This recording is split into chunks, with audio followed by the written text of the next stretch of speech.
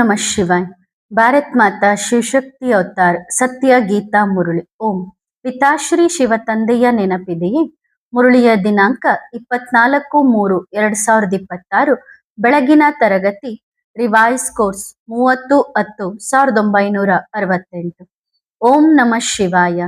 ಸಿಕ್ಕಿಲ್ಲದೆ ಮಕ್ಕಳೇ, ತಂದೆ ಬರುವುದೇ ಬದುಕಿದ್ದಾಗಲೇ ಸಾಯುವುದನ್ನು ಕಲಿಸಲು. ಈ ಶರೀರವನ್ನು ಸಹ ಮರೆಯಬೇಕು. ಇದರಿಂದ ತಾನಾಗಿಯೇ ಬೇರೆಯಾಗಬೇಕು. ನಿಮ್ಮನ್ನು ಕಾಲ ನುಂಗುವುದಿಲ್ಲ. ಈ ಅಭ್ಯಾಸ ಮಾಡಬೇಕು. ನೆನಪು ಮಾಡುತ್ತಾ ಮಾಡುತ್ತಾ ನೀವು ಶರೀರವನ್ನು ಬಿಟ್ಟು ನನ್ನ ಬಳಿ ಬಂದು ಬಿಡುತ್ತೀರಿ. ಯಾರದ್ದಾದರೂ ನೆನಪು ಬಂದರೆ ಪುನರ್ಜನ್ಮ ಪಡೆಯಬೇಕಾಗುತ್ತದೆ. ಓಂ ನಮಃ ಶಿವಾಯ. ಆತ್ಮಿಕ ಮಕ್ಕಳಿಗೆ ಆತ್ಮಿಕ ತಂದೆಯೂ ತಿಳಿಸುತ್ತಾರೆ ಮತ್ತು ಬಹಳ ಚೆನ್ನಾಗಿ ತಿಳಿಸುತ್ತಾರೆ. ಇಲ್ಲಿ ಕುಳಿತಾಗ ಮನೆಯನ್ನಂತೂ ನೆನಪು ಮಾಡುತ್ತೀರಲ್ಲವೇ? ಈಗ ತಮ್ಮ ಮನೆಗೆ ಹೋಗಬೇಕಿದೆ. ಹೇಗೆ ಲೌಕಿಕ ಮನೆ ನೆನಪಿಗೆ ಬರುತ್ತದೆಯಲ್ಲವೇ? ಪಾರಲೌಕಿಕ ಮನೆಯ ದಾರಿಯನ್ನು ತಿಳಿದುಕೊಳ್ಳಲು ನೀವು ಲೌಕಿಕ ಮನೆಯಿಂದ ಇಲ್ಲಿಗೆ ಬಂದಿದ್ದೀರಿ. ತಂದೆಯು ಮಕ್ಕಳೊಂದಿಗೆ ಮಾತನಾಡುತ್ತಾರೆ. ಮಕ್ಕಳೇ, ನಾವು ಬೇಹದ್ದಿನ ತಂದೆಯ ಮಕ್ಕಳಾಗಿದ್ದೇವೆ ಎಂದು ನೀವು ತಿಳಿದುಕೊಂಡಿದ್ದೀರಿ. ತಂದೆಯು ಬಂದಿರುವುದೇ ಮಕ್ಕಳನ್ನು ಮನೆಗೆ ಕರೆದುಕೊಂಡು ಹೋಗಲು. ಹಾಗಾದರೆ ನೋಡಿ, ಈ ಪಾರಲೌಕಿಕ ತಂದೆಯು ಹೇಗೆ ಕೇಳುತ್ತಾರೆ? ಮಧುರ ಮಕ್ಕಳೇ, ಮನೆಗೆ ಹೋಗಬೇಕಲ್ಲವೇ? ತಂದೆಯೇ, ನೀವು ಬಂದು ನಮ್ಮನ್ನು ಮನೆಗೆ ಕರೆದುಕೊಂಡು ಹೋಗಿ ಎಂದು ನನ್ನನ್ನು ಕರೆದಿರುವುದು ಸಹ ನೀವೇ ಆಗಿದ್ದೀರಿ. ಆದರೆ ನಾವು ಪತಿತರಾಗಿದ್ದೇವೆ. ಪಾವನರನ್ನಾಗಿಯೂ ಸಹ ನೀವೇ ಮಾಡಬೇಕಾಗುತ್ತದೆ. ಮನೆಯಿಂದ ನಾವು ಮೊಟ್ಟ ಮೊದಲು ಹೊಸ ಜಗತ್ತಿಗೆ ಬಂದಿದ್ದೆವು ಎಂದು ನೀವು ತಿಳಿದುಕೊಂಡಿದ್ದೀರಿ. ಇದು ನೆನಪಿದೆ ತಾನೇ? ನೆನಪಿದೆ. ಅದಕ್ಕೆ ಬಾಬಾ ನಮ್ಮನ್ನು ಮತ್ತೆ ಮನೆಗೆ ಕರೆದುಕೊಂಡು ಹೋಗಿ ಎಂದು ಹೇಳುತ್ತೀರಿ. ಏಕೆಂದರೆ ಮಕ್ಕಳಿಗೆ ಮನೆಯ ವಿಳಾಸ ಗೊತ್ತಿಲ್ಲ. ಮಾತು ಎಷ್ಟು ಚಿಕ್ಕದಾಗಿದೆ. ಎಲ್ಲ ಆತ್ಮರುಗಳು ತಂದೆಯನ್ನು ಕರೆಯುತ್ತಾರೆ. ಬಾಬಾ, ನೀವು ಬಂದು ನಮ್ಮನ್ನು ತಮ್ಮ ಮನೆಗೆ ಕರೆದುಕೊಂಡು ಹೋಗಿ. ಇಲ್ಲಿ ನೀವು ಪರರ ಮನೆಯಲ್ಲಿ ರಾವಣನ ರಾಜ್ಯದಲ್ಲಿ ಇದ್ದೀರಿ. ಇದೆಲ್ಲವೂ ರಾವಣನ ರಾಜ್ಯವಾಗಿದೆ. ರಾವಣನ ಮನೆಯಲ್ಲಿ ನೀವು ಕುಳಿತಿದ್ದೀರಿ. ಇದು ಒಬ್ಬ ಸೀತೆಯ ಮಾತಲ್ಲ. ಮನುಷ್ಯ ಮಾತ್ರರಾದ ಸ್ತ್ರೀ ಅಥವಾ ಪುರುಷರೆಲ್ಲರಲ್ಲೂ ಆತ್ಮವಿದೆ ಎಂದು ನಿಮಗೆ ಗೊತ್ತಿದೆ. ಆ ಎಲ್ಲ ಆತ್ಮರುಗಳು ಒಬ್ಬ ತಂದೆಯ ಮಕ್ಕಳಾಗಿದ್ದಾರೆ. ಮೊದಲು ನಿಮಗೆ ಇದು ಗೊತ್ತಿರಲಿಲ್ಲ. ಏಕೆಂದರೆ ಎಲ್ಲರೂ ರಾವಣನ ಜೈಲಿನಲ್ಲಿ ಸಿಲುಕಿಕೊಂಡಿದ್ದರು. ನಿಮ್ಮನ್ನು ನೀವು ಕೈದಿ ಎಂದು ತಿಳಿದುಕೊಂಡಿದ್ದೀರಿ.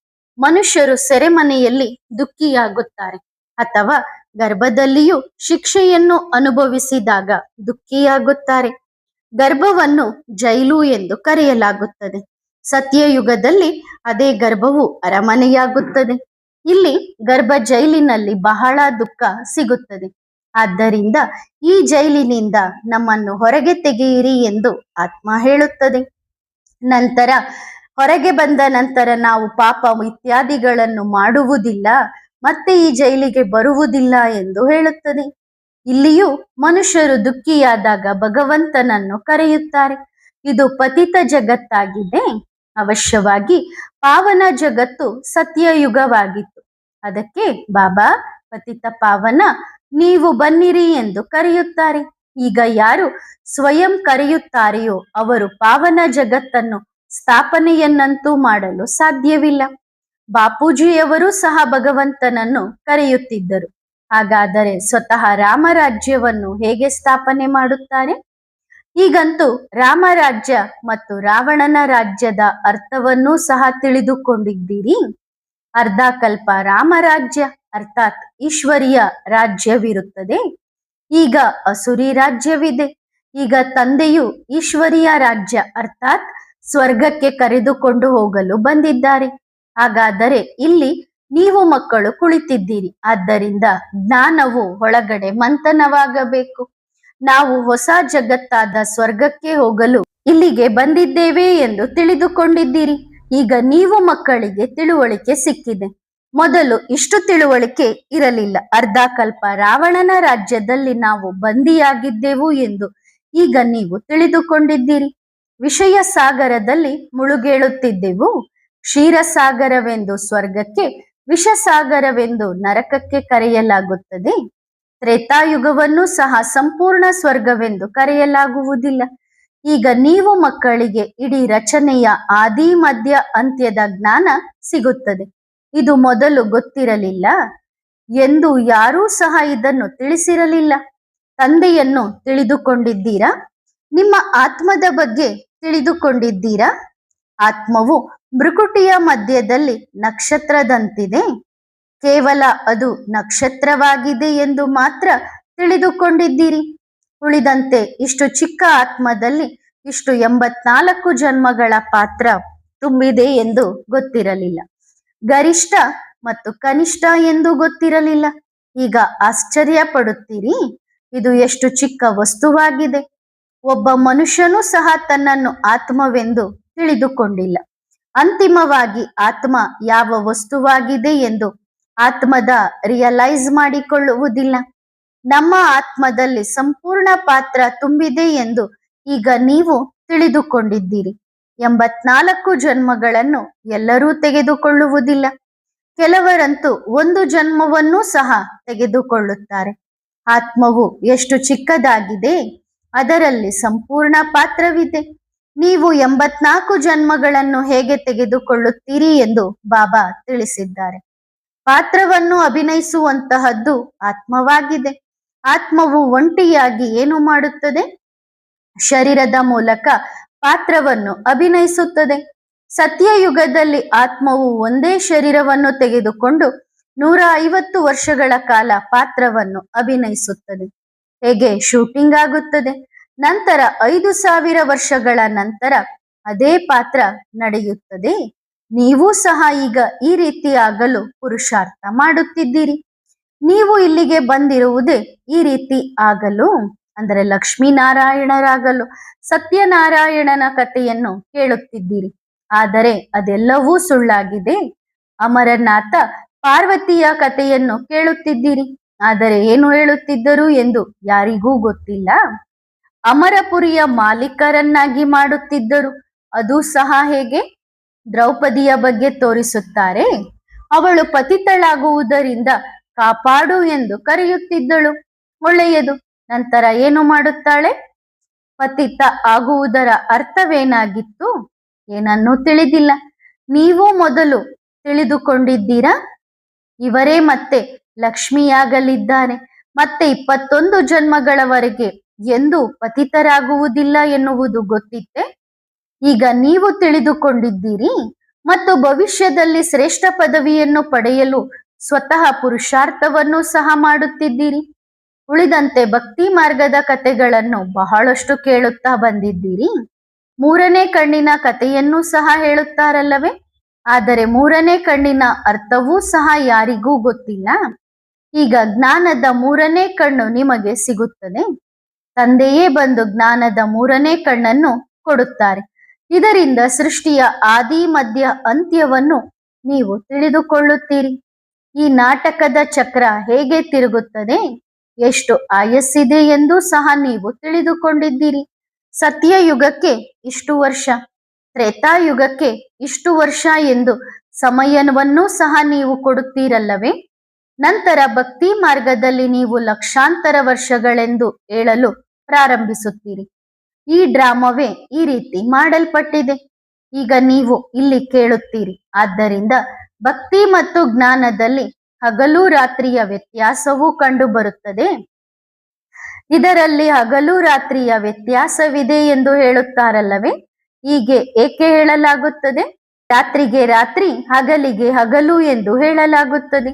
ಇದರಲ್ಲಿ ಹಗಲು ಮತ್ತು ರಾತ್ರಿಯ ವ್ಯತ್ಯಾಸದ ಮಾತೇನಿದೆ? ರಾತ್ರಿ ಮತ್ತು ಹಗಲಿನ ಹೋಲಿಕೆಯನ್ನು ಸಹ ಮಾಡಲಾಗುವುದಿಲ್ಲ. ಆದರೂ ಹೀಗೆ ಏಕೆ ಹೇಳುತ್ತಾರೆ? ಈಗ ಇದು ಬೇಹದ್ದಿನ ಮಾತಾಗಿದೆ. ಅರ್ಧಕಲ್ಪ ಸತ್ಯಯುಗ, ತ್ರೇತಾಯುಗದಲ್ಲಿ ನೀವು ರಾಜ್ಯ ಭಾಗ್ಯವನ್ನು ಪಡೆಯುತ್ತೀರಿ. ಅದನ್ನು ಹಗಲು ಎಂದು ಕರೆಯಲಾಗುತ್ತದೆ. ನಂತರ ಅರ್ಧಕಲ್ಪ ನೀವು ಭಕ್ತಿಯಲ್ಲಿ ಬರುತ್ತೀರಿ. ಇದನ್ನು ರಾತ್ರಿ ಎಂದು ಕರೆಯಲಾಗುತ್ತದೆ. ತಂದೆಯೇ ಬಂದು ನಿಮಗೆ ಎಲ್ಲವನ್ನೂ ತಿಳಿಸುತ್ತಾರೆ. ಈಗ ವ್ಯತ್ಯಾಸವನ್ನು ನೋಡಿದಿರಿ.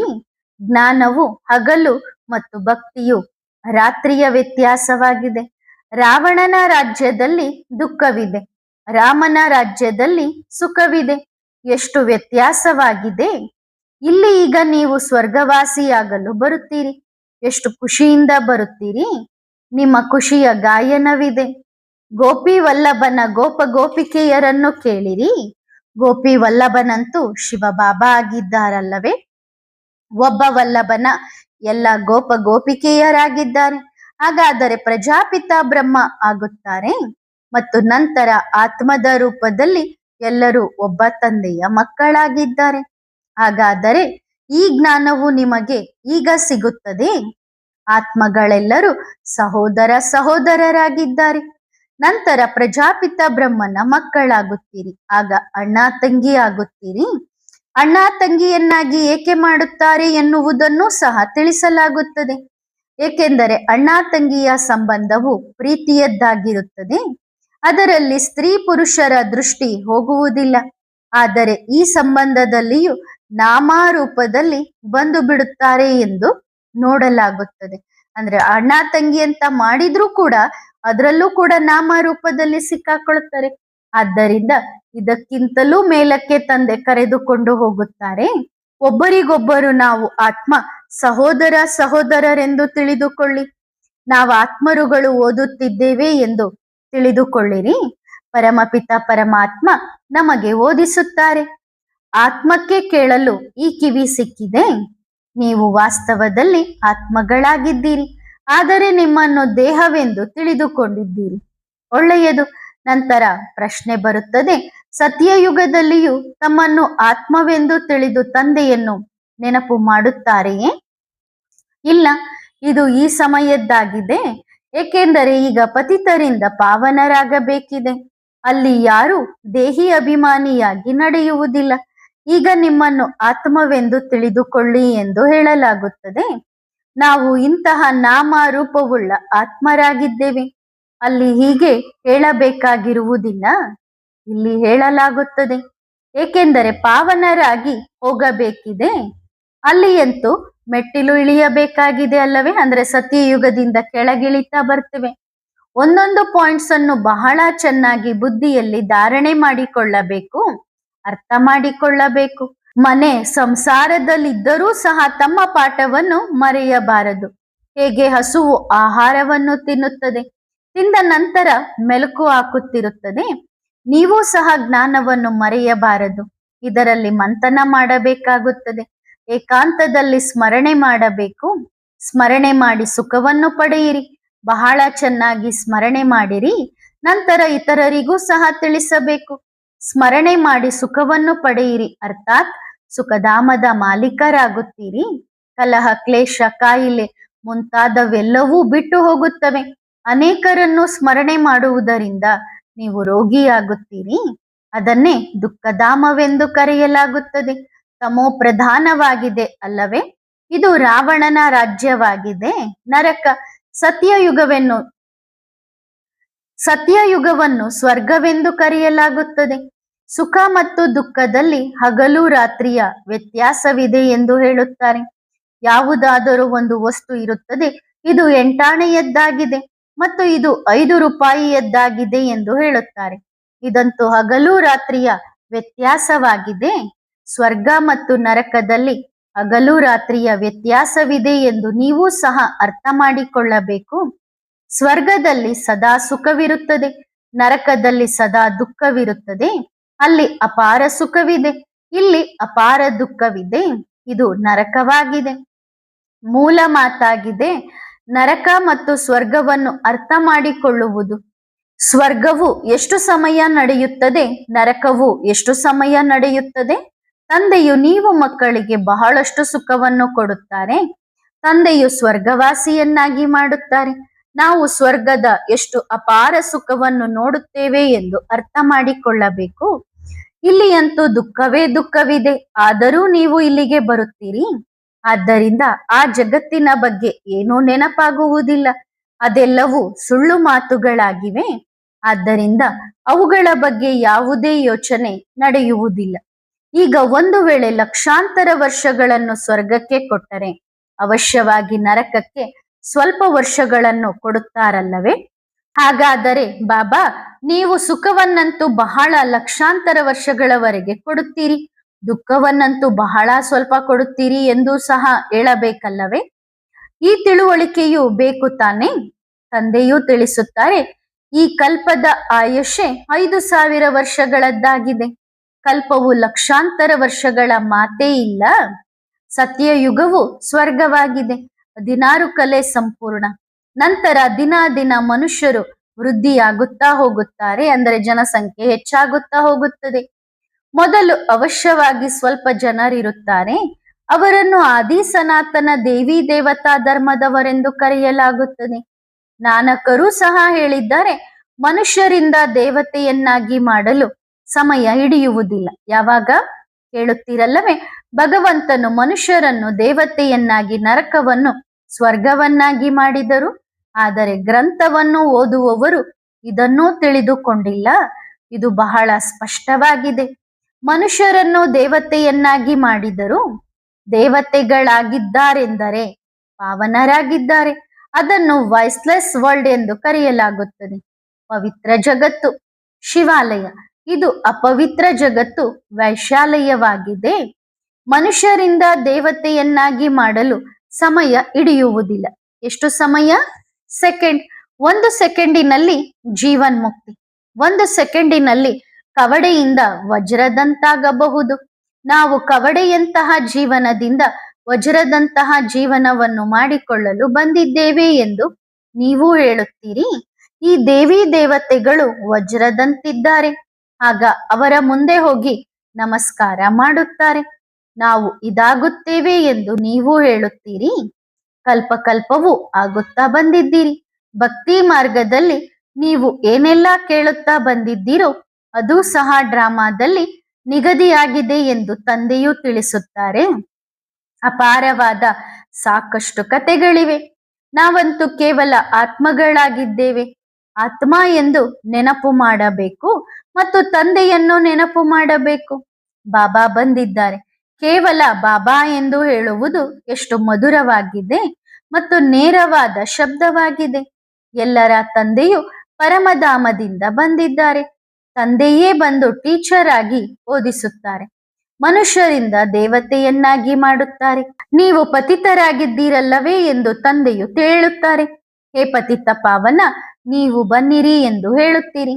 ಹಾಗಾದರೆ ನಿಮಗೆ ಗಂಗೆ ಅಥವಾ ನೀರಿನ ಸಾಗರವು ನೆನಪಿಗೆ ಬರುತ್ತದೆಯೇ? ಪರಮಪಿತ ಪರಮಾತ್ಮನನ್ನು ನೆನಪು ಮಾಡುತ್ತೀರಲ್ಲವೇ? ಆತ್ಮವು ತನ್ನ ತಂದೆಯನ್ನು ನೆನಪು ಮಾಡುತ್ತದೆ. ಒಬ್ಬರು ಹದ್ದಿನ ತಂದೆ, ಮತ್ತೊಬ್ಬರು ಬೇಹದ್ದಿನ ತಂದೆ. ಅವರು ಎಲ್ಲ ಆತ್ಮಗಳ ತಂದೆಯಾಗಿದ್ದಾರೆ. ಆದರೆ ಯಥಾರ್ಥ ರೀತಿಯಲ್ಲಿ ಯಾರೂ ಸಹ ತಮ್ಮನ್ನು ಅಥವಾ ತಂದೆಯನ್ನು ಅರ್ಥ ಮಾಡಿಕೊಳ್ಳಲು ಸಾಧ್ಯವಿಲ್ಲ. ಹೀಗೆಯೇ ಕೇವಲ ಗಿಣಿಗಳಂತೆ ಹೇಳುತ್ತಾರೆ. ಆದ್ದರಿಂದ ಪ್ರಾಣಿಗಳಂತೆ ಎಂದು ಕರೆಯಲಾಗುತ್ತದೆ. ಏನನ್ನೂ ತಿಳಿದುಕೊಂಡಿಲ್ಲ. ಕೇವಲ ಬಾಬಾ ಬನ್ನಿರಿ ಎಂದು ಕರೆಯುತ್ತಿರುತ್ತಾರೆ. ಭಗವಂತನು ಸರ್ವವ್ಯಾಪಿಯಾಗಿದ್ದಾನೆ. ಕಲ್ಲು ಮಣ್ಣುಗಳಲ್ಲಿದ್ದಾನೆ ಎಂದಾದರೆ ಕಲ್ಲು ಮಣ್ಣುಗಳಿಗೆ ಹೇಳಿ, ಕಲ್ಲಿನಿಂದ ಈಗ ಬಾಬಾ ಆಗಿಬಿಡಿ ಎಂದು. ನಮ್ಮ ಮೇಲೆಯೇ ನಮಗೆ ನಾಚಿಕೆ ಬರಬೇಕು. ನಾವು ರಾವಣನ ಸಹವಾಸದಲ್ಲಿ ಹೇಗೆ ಕೋತಿ, ಮರೆಗುಳಿ, ಕರಡಿ ಇತ್ಯಾದಿ ಏನೇನೋ ಆಗಿದ್ದೇವೆ ಎಂದು. ಸಂಪೂರ್ಣವಾಗಿ ತಿಳುವಳಿಕೆ ಇಲ್ಲದವರಾಗಿದ್ದೇವೆ. ನಾವು ನಿಮ್ಮನ್ನು ಎಷ್ಟು ಬುದ್ಧಿವಂತರನ್ನಾಗಿ ಮಾಡಿದ್ದೆವು ಎಂದು ಬಾಬಾ ಸ್ವತಃ ಹೇಳುತ್ತಾರೆ. ನಂತರ ನೀವು ಇಷ್ಟೂ ತಿಳುವಳಿಕೆ ಇಲ್ಲದವರು ಆಗಿದ್ದೀರಿ. ಭಕ್ತಿಯು ಯಾವಾಗ ಪ್ರಾರಂಭವಾಯಿತು ಆಗಿನಿಂದ ಈ ಉಲ್ಟಾ ಮಾತುಗಳನ್ನು ಕೇಳುತ್ತಾ ಬಂದಿದ್ದೀರಿ. ತಂದೆಯೂ ತಿಳಿಸುತ್ತಾರೆ, ಮೊಟ್ಟ ಮೊದಲು ಅವ್ಯಭಿಚಾರಿ ಭಕ್ತಿ ಇತ್ತು. ಶಿವನನ್ನೇ ಪೂಜಿಸುತ್ತಿದ್ದರು. ಯಾರು ನಿಮ್ಮನ್ನು ಪೂಜ್ಯರನ್ನಾಗಿ ಮಾಡಿದರೋ ಅವರದ್ದೇ ಪೂಜಾರಿಯಾಗಿ ಭಕ್ತಿ ಮಾಡುತ್ತಾ ಬಂದಿದ್ದೀರಿ. ಇದಂತೂ ತಿಳುವಳಿಕೆಯ ಮಾತಾಗಿದೆ ಅಲ್ಲವೇ? ತಂದೆಯು ನೀವು ಮಕ್ಕಳಿಗೆ ತಿಳಿಸುತ್ತಾರೆ. ಹಾಗಾದರೆ ನೀವು ಟೀಚರ್ ಆಗಿ ಅನೇಕರಿಗೆ ತಿಳಿಸಬೇಕಲ್ಲವೇ? ಸೇವೆಯಲ್ಲಿ ಹಾಜರಿರಬೇಕು. ಬಾಬಾರವರ ಬಳಿ ಕಲ್ಕತ್ತಾದಿಂದ ಒಂದು ಸಮಾಚಾರ ಬಂತು. ದೆಹಲಿಗೆ ಫೋನ್ ಮಾಡಿದರು. ದೊಡ್ಡ ಕಾನ್ಫರೆನ್ಸ್ ನಲ್ಲಿ ಇಂಗ್ಲಿಷ್ನಲ್ಲಿ ಮಾತನಾಡುವವರು ಬೇಕು. 10-20 ನಿಮಿಷಗಳ ಕಾಲ ಸಮಯ ಸಿಕ್ಕಿದೆ. ಅಮೆರಿಕಾದ ಕಡೆಯಿಂದ ಎಲ್ಲರೂ ಇಲ್ಲಿಗೆ ಬಂದಿದ್ದರು. ಅಲ್ಲಿ ಯಾರು ಇಂಗ್ಲಿಷ್ನಲ್ಲಿ ಹುಷಾರಾಗಿಲ್ಲ. ಅಂದ್ರೆ ಇಂಗ್ಲಿಷ್ ನಲ್ಲಿ ಮಾತನಾಡುವಂತಹ ಜಾಣರಿಲ್ಲ. ಕಾನ್ಫರೆನ್ಸ್ ಬಹಳ ಚೆನ್ನಾಗಿತ್ತು. ಎಲ್ಲಾ ಧರ್ಮದವರು ಬಂದು ಸೇರಿದ್ದರು ಎಂದು. ದೆಹಲಿಯಲ್ಲಿ ಮೋಹಿನಿ ಬೆಹನ್ಗೆ ಬನ್ನಿ ಎಂದು ಹೇಳಿದರು. ಏಕೆಂದರೆ ದೆಹಲಿಯಿಂದ ಕಲ್ಕತ್ತಾ ಏನೂ ದೂರವಿಲ್ಲ. ಏರೋಪ್ಲೇನ್ ನಲ್ಲಿ ಕುಳಿತರೆ ಇಲ್ಲಿ ತಲುಪಬಹುದು. ಇದರಲ್ಲಿ ಗೊಂದಲಕ್ಕೊಳಗಾಗುವ ಅಗತ್ಯವೇ ಇಲ್ಲ. ಅವರಿಗೆ ನಾವು ಬರುತ್ತೇವೆ ಎಂದು ಹೇಳಿದರು. ಆದರೆ ನಂತರ ಹೋಗಲಿಲ್ಲ. ಏಕೆ ಹೋಗಲಿಲ್ಲ? ಯಾವುದೇ ಸಮಾಚಾರವಿಲ್ಲ. ಜ್ವರ 1-1/2 ಇದ್ದರೂ ಸಹ ಸೇವೆಗಾಗಿ ತಕ್ಷಣ ಓಡಬೇಕು. ಯೋಗಿಗೆ ಯಾವುದೇ ಮಾತಿನ ಚಿಂತೆ ಇರುವುದಿಲ್ಲ. ಇಲ್ಲಿಯಂತೂ ಹೇಗಿದ್ದಾರೆಂದರೆ ಅರ್ಧ ಪಾಯಿಂಟ್ ಜ್ವರವಿದ್ದರೂ ಸಹ ಸಾಕು, ಚಿಂತಿತರಾಗುತ್ತಾರೆ. ನೀವು ಮಕ್ಕಳು ಎಲ್ಲಿಯಾದರೂ ಇದನ್ನು ತಿಳಿಸಬಹುದು. ಅಂದ್ರೆ ಸೇವೆಗಾಗಿ ಓಡ್ತಾ ಇರಬೇಕು. ಜ್ವರ ಹೆಚ್ಚು ಕಡಿಮೆ ಇದ್ರೂ ನಾವು ಮೊದಲು ಸೇವೆಗೆ ಹಾಜರಾಗಬೇಕು ಅನ್ನೋದನ್ನ ತಿಳಿಸ್ಬೇಕು. ತಂದೆ ಭಗವಂತನು ಹೇಳುತ್ತಾರೆ, ಸುಪ್ರೀಂ ತಂದೆ ನೀವು ಆತ್ಮರುಗಳಿಗೆ ಹೇಳುತ್ತಾರೆ, ನಿಮ್ಮನ್ನು ಆತ್ಮವೆಂದು ತಿಳಿದು ನೆನಪು ಮಾಡಿದರೆ ನಿಮ್ಮ ಪಾಪಗಳು ನಾಶವಾಗುತ್ತವೆ. ಕೇವಲ ನನ್ನನ್ನು ನೆನಪು ಮಾಡಿ ಮತ್ತು ಚಕ್ರವನ್ನು ನೆನಪು ಮಾಡಿ. ಇದೇ ಪ್ರಾಚೀನ ರಾಜಯೋಗವನ್ನು ತಂದೆಯೇ ಬಂದು ಕಲಿಸುತ್ತಾರೆ. ಅಂದ ಮೇಲೆ ಅವರಿಗೂ ಸಹ ಗೊತ್ತಾಗಲಿ. ಆದರೆ ಮಕ್ಕಳಲ್ಲಿ ಇಷ್ಟೂ ಶಕ್ತಿ ಇಲ್ಲ. ಅಂತಿಮವಾಗಿ ಅಲ್ಲಿಗೆ ಯಾರೂ ಹೋಗಲಿಲ್ಲ. ನಂತರ ಕೊನೆಗೆ ಓದಿ ಹೇಳಿದರು. ಅದು ಸಹ ಏನು ಹೇಳಿದರು ಎಂದು ಏನೂ ಬರೆದಿಲ್ಲ. ತಂದೆಯೂ ತಿಳಿಸುತ್ತಾರೆ, ನೀವಂತೂ ಇಲ್ಲಿ ಸಾಯಲು ಬಂದಿದ್ದೀರಲ್ಲವೇ?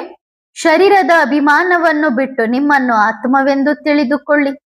ಇದು ಸಾಯುವುದಾಗಿದೆ ಅಲ್ಲವೇ? ನಿಮ್ಮನ್ನು ಆತ್ಮವೆಂದು ತಿಳಿದುಕೊಳ್ಳುತ್ತಾ ಮನೆಗೆ ಹೋಗಬೇಕು. ಒಬ್ಬ ತಂದೆಯನ್ನು ನೆನಪು ಮಾಡಬೇಕು. ತಂದೆಯು ಬರುವುದೇ ಬದುಕಿರುವಾಗಲೇ ಸಾಯುವುದನ್ನು ಕಲಿಸಲು. ಈ ಶರೀರವನ್ನು ಸಹ ಮರೆಯಬೇಕು.